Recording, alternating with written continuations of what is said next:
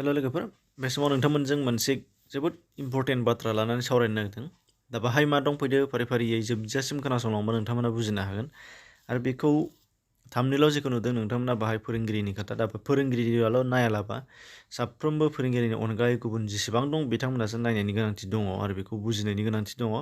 दा बेखायनो नोंथांमोननि सिगाङाव बे बाथ्राजों सावरायनो फैदों। दा बाहाय नुनो मोन्दों खोथाया जाहैबाय आसामाव बाखिखौ दोननानै जोंनि आसामनि खोथायाव आसामाव जोंनाव फोरोंगिरि थिसननाया सानसे जालांबाय, गासै 29,000निबो बांसिन। आरो बेनिनि गेजेराव माखासे गोबांथार फरायसालिफोरा प्रभिन्सियेलाइज खालामजाबाय आरो बेनि अनगायैबो बेनि सिगां 2013 बाहायबो जाखांबाय। दा बेयाव गोबाङानो साख्रि मोनबाय आरो गोबां फरायसालिफ्रानो प्रभिन्सियेलाइज जाबाय। दा बे बिथांमोननि थाखाय गिबियाव कंग्रेचुलेसन बावहरनाय जादों। आरो बिनि उनावहाय जायफोर बिथांमोना टेट आनजाद उथ्रिनानै दं बिथांमोनहाबो थिसनजाबाय। दा बिथांमोननि थाखायबो कंग्रेचुलेसन बावहरनाय जाबाय। दा नाथाय सावरायनो गोनां आयदाया जादों टेट पास जानाय बिथांमोननि अनगा नङा, बिथांमोननि थाखाय नंथ'आ।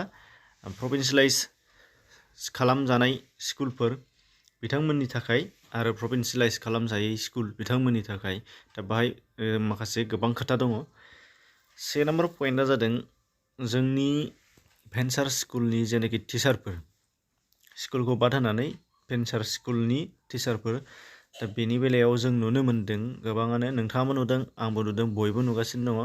माखासे ओरैबायदि फरायसालिफोर दङ जायफोर फरायसालिनि फोरोंगिरिफोरा जागायजेननायनिफ्राय लानानै बेथन गैयालासे गावबा गावनि नाजानायनि गेजेरजों फरायसालिफोरखौ फोथांनानै लाखिबोदों। बै फरायसालिनि फरायसाफोरखौ जा हायै खस्थ' खालामनानै फोरोंबोदों, नाथाय बिथांमोना दासिम जेबो मोनाखै। दा बेनि गेजेराव गोबाङानो जालांबाय नाथाय गोबाङानो थालांबावबाय। दा बै बिथांमोन थालांमोननायनि थाखाय उनाव लाफिनबावगोन बेयो सैथो, बेखौ जों नंखाय बुंनो हाया। नाथाय मोनसे बाथ्राया जाहैबाय बेयाव जायफोर बिथांमोना थालांबाय नाथाय बिथांमोना बैसोआ जोबनोसै। दाखिनि देग्लायनि सोनायाव नै साननैसो सिगां सोनायाव जायफोरा जाबाय बिथांमोनाथ' जाबाय, बिनि उनाव बिथांमोननिनो लोगो खायफाया जायाखिसै। दा बिथांमोनहा जाहैबावगोन नेक्स्टआव, बिनि थाखाय सरकारा राहा लागोन। दा बेयाव बोसोरसे नङा, बोसोरनै नङा, बोसोरथाम बेबायदि फारि फारि बारलांबाय थागोन नेयैनो। नाथाय जेब्लाना बेबायदि बारलांबाय थागोन अब्ला बिथांमोनहा रिटायारनि सम जाहैगोन। खायफाना 55, 56, 57 बेबायदि खोलोबाव दंफैखासै। दा बेखायनो बिथांमोनहा ओरैनो बेखाराव थांसिगोन। दा बेखौ नोंथाङाबो हमनो हाहरबाय जानांगौ।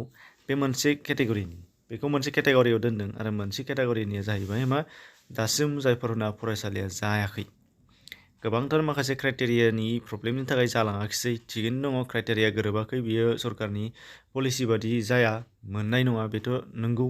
नाथाय माखासे बिथांमोना बेबादि क्राइटेरिया गैयाबाबो, जे गावसोर क्राइटेरियाखौ बुथुमनो हायाबाबो जेसेबांनाखि नाजानायनि गेजेरजों फोरोंबोदों नाथाय दासिमबो लाजायाखिसै।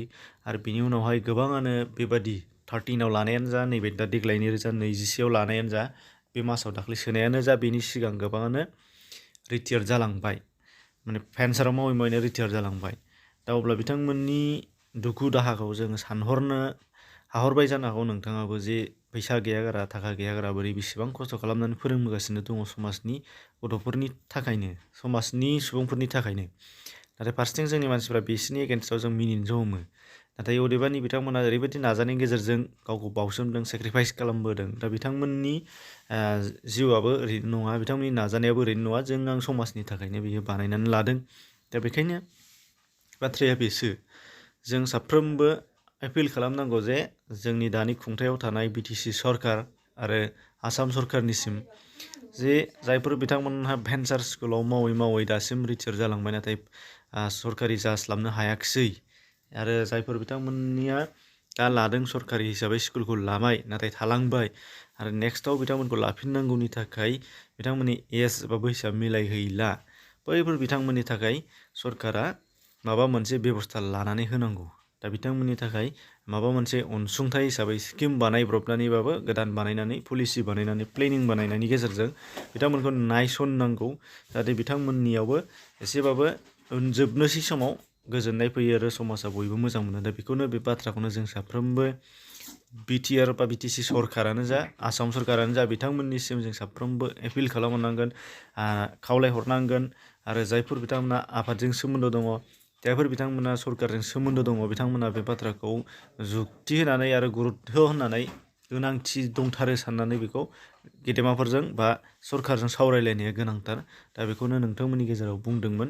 दा बेखायनो नोंथांमोनखौबो बुंदों जाहाथे नोंथांमोनाबो हाजासे बे बाथ्रानि सायाव गुरुत्थ खालामनानै सावरायलायो आरो बैफोर बिथांमोनखौ जाहाथे जिउखौ गोजोन होनो हायो बा समाजखौ गोजों खालामनो हायो, बिनि थाखाय नोंथांमोनखौ खावलायहरनाय जादों। दा खोथाया बे जाहैबाय, नोंथाङा बे भिडिअखौबो शेयार खालामनो हागोन आरो बेनि अनगायैबो नोंथाङा नोंथांनि रावजोंनो जायहा नोंथांनि खाथियाव दं बिथांखौ बुङोब्ला आरो बेबो बुङोबा बयबो निस्सय बिथांमोना बे राहाखौ मोननो हागोन, बेखौ जों मिजिं थिहरनो हायो। बेखायनो नोंथांमोननि गेजेराव बेखौ सावरायनाय जादों, बुंनाय जादों आरो। दा बेखायनो आसा खालामो साफ्रोमबो नोंथांमोनाबो बुजिबाय जानो हागौ आरो बे बाथ्राखौ गुरुत्थ होनानै सावरायलायगोन, बेखौ मिजिं थिदों। गोजोन्थों।